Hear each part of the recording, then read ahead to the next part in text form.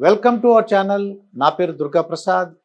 చాలామంది మాకు రాత్రులు నిద్ర పట్టడం లేదు, మాకు చాలా ఇబ్బందిగా ఉంది, మర్నాడు పనులు చేసుకోవడానికి చాలా అది చాలా ఇబ్బందిగా ఉందని చెప్పేసి వాళ్ళు బాధలు పడుతున్నామని చెప్తుంటారండి.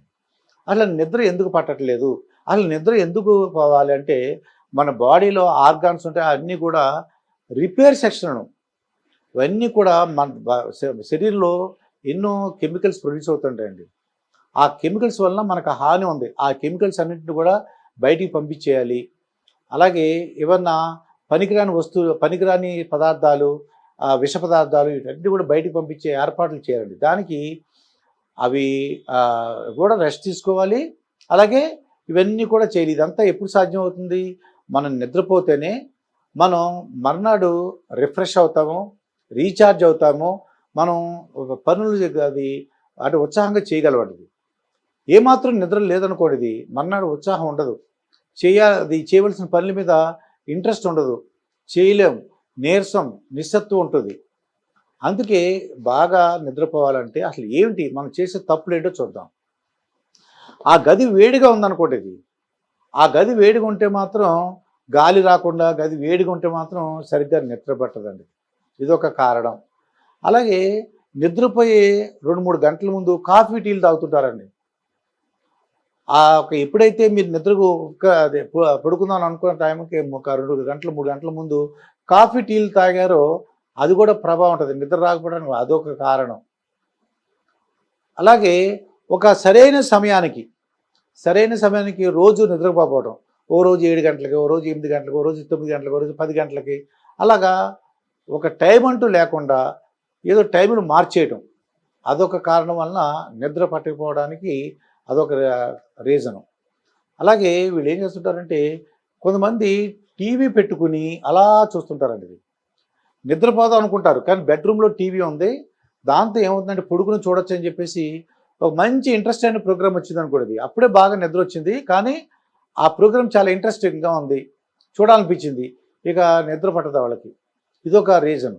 అలాగే ఈ మధ్యకాలంలో సెల్ ఫోన్లు అలా మాట్లాడుతూ అనవసర విషయాలతో అది జరిగింది, పొద్దునుంచి ఏం చేశాము, అది ఇది అని చెప్పేసి సెల్ ఫోన్లో మాట్లాడటం ఇవన్నీ చేస్తుంటారండి.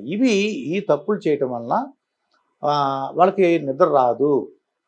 ఇవన్నీ కూడా ఈ తప్పులు చేయకుండా ఉండాలి అంటే 2 గంటల ముందు 2-3 గంటల ముందు కాఫీ టీలు తాగకూడదు, గది వేడిగా ఉండకూడదు, రూమ్లో లైట్లు వేసి ఉండకూడదు, చీకటిగా ఉండాలండి. చీకటిగా ఉంటే మెలనిన్ అనే ఒక పదార్థం మనలో ప్రొడ్యూస్ అయ్యి అది నిద్రకి ఎంతో హెల్ప్ చేస్తుందండి. అది నిపుణులు డాక్టర్లు చెప్తున్నారు మాట. ఇది గది చీకటిగా ఉండాలి, మనం పడుకునే గది చీకటిగా ఉండాలి, లైట్లు వేసుకుంటే లాభం లేదు అని చెప్తున్నారు. అంటే ఈ కాఫీ టీలు 2-3 గంటల ముందు తాగకూడదు, గది చీకటిగా ఉండాలి, అలాగే ఈ చీకటిగా ఇవన్నీ కూడా తప్పులు అన్నమాట. ఇది అలాగే భోజనం కూడా రాత్రి పడుకునే ముందు ఒక అరగంట ముందు, పావుగంట ముందు భోంచేసి పడుకుంటూ పోతారు కొంతమంది. అప్పుడే భోంచేయడం వల్ల ఏమవుతుంది, వాళ్ళకి నిద్ర పట్టదండి. అన్నం అరగలేదు కదా. అంటే మీరు ఎప్పుడైతే నిద్రపోవాలనుకున్నారో దానికి 2-3 గంటల ముందు మీరు భోజనం చేయాలి. అలా చేసినట్లయితే మీకు ఈ నిద్రపోయే సమయానికి మీరు తిన్న భోజనం అరిగిపోయి ఉండాలండి. సాధారణంగా 7 గంటలకల్లా భోజనం చేసినట్లయితే అది చాలా ఉపయోగకరంగా ఉంటుంది బాడీకి. మర్నాడు వరకు బాడీ రెస్ట్ తీసుకుని క్లీనింగు ప్రాసెస్ ఉంటుంది, రిఫ్రెష్ అవుతుంది, రీఛార్జ్ అవుతుంది, ఎంతో యాక్టివ్గా ఉంటామని చెప్పేసి అంటే డాక్టర్లు కానీ అలాగే న్యాచురోపతి డాక్టర్లు చెప్తున్నారు. వీళ్ళందరూ కూడా చెప్పింది నిద్ర ఎందుకు పట్టట్లేదు, ట్యాబ్లెట్స్ వాడకపోవటం. ట్యాబ్లెట్స్ ఏంటంటే కొంతమంది వాడకపోవడం కూడా చాలా మంచిది. అంటే ట్యాబ్లెట్స్ ఎందుకు ట్యాబ్లెట్స్ వాడటం, ఉత్తునే ఏదో సప్లిమెంట్స్ తీసుకుంటారని కొంతమంది. అవసరం ఉన్నా లేకపోయినా ట్యాబ్లెట్స్ వాడుతుంటారు. ట్యాబ్లెట్ తీసుకోవడం వలన కూడా వాళ్ళకి సరిగ్గా నిద్ర పట్టదండి. ఈ కారణాలు చేసే తప్పులన్నీ కూడా మీరు చేయకుండా ఉంటే తప్పకుండా హాయిగా నిద్ర పడుతుంది. అది మనిషికి నిద్ర సమయం ఉంటుందండి. ఒకళ్ళు 6 గంటలు అంటారు, ఒక బాడీని బట్టి అండి. ఒకళ్ళు 6 గంటలు సరిపోతుంది, ఒకళ్ళు 7 గంటలు సరిపోతుంది, 8 గంటలు సరిపోతుంది, వాళ్ళకి 9 గంటలు కావాల్సి వస్తుంది.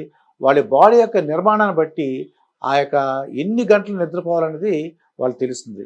మరొక వీడియోతో మీ ముందుంటాను. మీ మాస్టర్ దుర్గా ప్రసాద్.